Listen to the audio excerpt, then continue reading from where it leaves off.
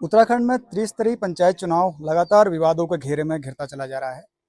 आज हाईकोर्ट का निर्णय आने वाला है 2 बजे के आसपास। 27 तारीख को फिर एक और सुनवाई होने वाली है। ऐसे में पक्ष और विपक्ष की तरफ से अलग अलग तरह के बयान आ रहे हैं। क्या कह रहे हैं विपक्ष के लोग? हरीश रावत आज दौरे पर हैं। सोमेश्वर, कौसानी, शीतलाखेत तक उनका पूरा एक भ्रमण है। और क्या कह रहे हैं कांग्रेस के विधायक मनोज तिवारी? क्या कह रहे हैं कांग्रेस के पूर्व विधायक ललित वसवाण? आइए सबको बारी बारी से सुनते हैं और अन्य वरिष्ठ कांग्रेस नेताओं को भी सुनते हैं कि उनकी क्या प्रतिक्रिया है पंचायत चुनाव पर। आप देख रहे हैं स्वर स्वतंत्र और मैं विपिन जोशी। सर, उत्तराखंड में त्रिस्तरीय पंचायत चुनाव पर जिस तरह का पूरा एक दृश्य भी उभर कर सामने आ रहा है, लगातार कुछ न कुछ विवाद हो रहे हैं, अलग अलग तरह की प्रतिक्रियाएं पक्ष और विपक्ष दोनों तरफ से आ रही हैं, तो क्या कहना चाहेंगे आप इस पूरे प्रकरण पर? देखिए, उत्तराखंड सरकार की मंशा चुनाव को सही समय पे करवाने की नहीं है।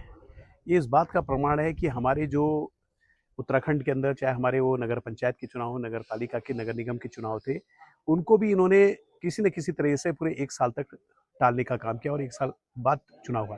उसी तरीके से पंचायत चुनाव, त्रिस्तरीय पंचायत चुनाव जो हमारे, जिनका कार्यकाल समाप्त हो चुका था, और सरकार को, निर्वाचन आयोग को पहले ही इसमें होमवर्क कर लेना चाहिए था।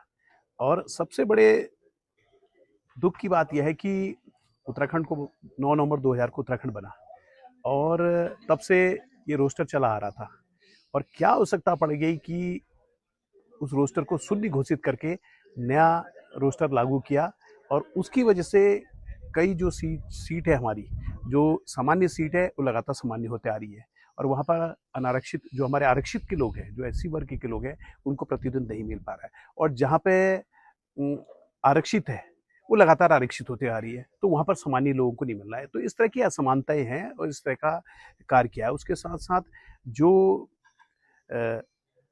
नोटिफाइड होना था, रूल्स नोटिफाइड होना था, उसको सही समय पर नहीं किया गया। तो इससे स्पष्ट होता है कि सरकार की मंशा सही समय पर चुनाव कराने की नहीं है। माननीय न्यायालय ने अभी चुनाव पर रोक लगाई है। हमारा अनुरोध है कि तत्काल सरकार ने माननीय न्यायालय में अपना पक्ष रखना चाहिए और इस विदिन 10 डेज में इस चुनाव को संपादित करना चाहिए।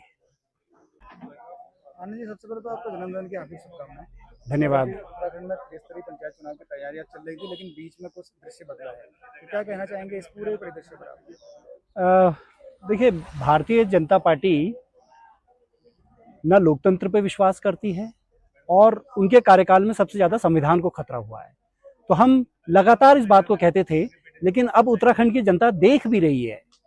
पिछले साल इन्होंने छात्र संघ के चुनाव नहीं कराए, फिर निकाय चुनाव 1 साल बाद कराए, अब ये पंचायत चुनाव भी इन्होंने फिर टाल दिए हैं। अब जिस तरीके से इन्होंने गजट नोटिफिकेशन नहीं किया और आरक्षण जो है पुराने उस पर ही उन्होंने लागू कर दिया, तो कई आपत्तियां थी और इनका उद्देश्य ये था कि जनता आक्रोशित हो, आपत्ति करे, तो फिर हम इसको टालें करके। और देखिए, हरीश रावत जी और उत्तराखंड दोनों एक दूसरे के पर्याय हैं, और मैं इसलिए नहीं कह रहा कि मैं उनका पुत्र हूं।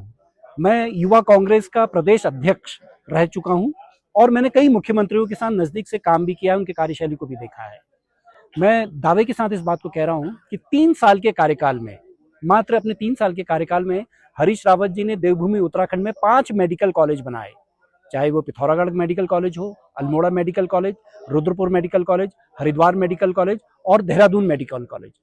अपने मात्र 3 साल के कार्यकाल में देवभूमि उत्तराखंड में उन्होंने 5 मेडिकल कॉलेज बनाए, और पूरे प्रदेश में मात्र 7 मेडिकल कॉलेज हैं, जिसमें से 5 अकेले हरीश रावत जी ने बनाए। एक तिवारी जी ने बनाया, सुशीला तिवारी हल्द्वानी में, और दूसरा बीसी खंडूरी जी ने बनाया श्रीनगर में। इसके अलावा जो और 5 हैं वो मात्र 3 साल के कार्यकाल में हरीश रावत जी ने बनाया। वहीं पर ही अगर आप पौड़ी को देखें, पौड़ी जनपद से भारतीय जनता पार्टी के 5 मुख्यमंत्री बने, बीसी खंडूरी जी, निशंक जी, विजय बहुगुणा जी, त्रिवेंद्र सिंह रावत जी और तीरथ सिंह रावत जी। पौड़ी से 5 मुख्यमंत्री भारतीय जनता पार्टी के बने, और पौड़ी शहर में बस अड्डा नहीं बना पाए ये 5 मुख्यमंत्री। तो आज जनता ये तुलना कर रही है कि एक तरफ हरीश रावत जी, जिनकी उन्होंने 3 साल के कार्यकाल में 5 मेडिकल कॉलेज बनाए, और भारतीय जनता पार्टी के 5 मुख्यमंत्री रहे पौड़ी में, एक वो बस अड्डा नहीं बना पाए। तो इस तरीके की तुलना अब जनता कर रही है, और जब जनता किसी चीज को ठान लेती है तो फिर उसके सामने धनबल भारतीय जनता पार्टी का या छल कोई भी काम नहीं आएगा। और आप देखिएगा 2027 में कांग्रेस की और हरीश रावत जी के नाम की सुनामी आएगी।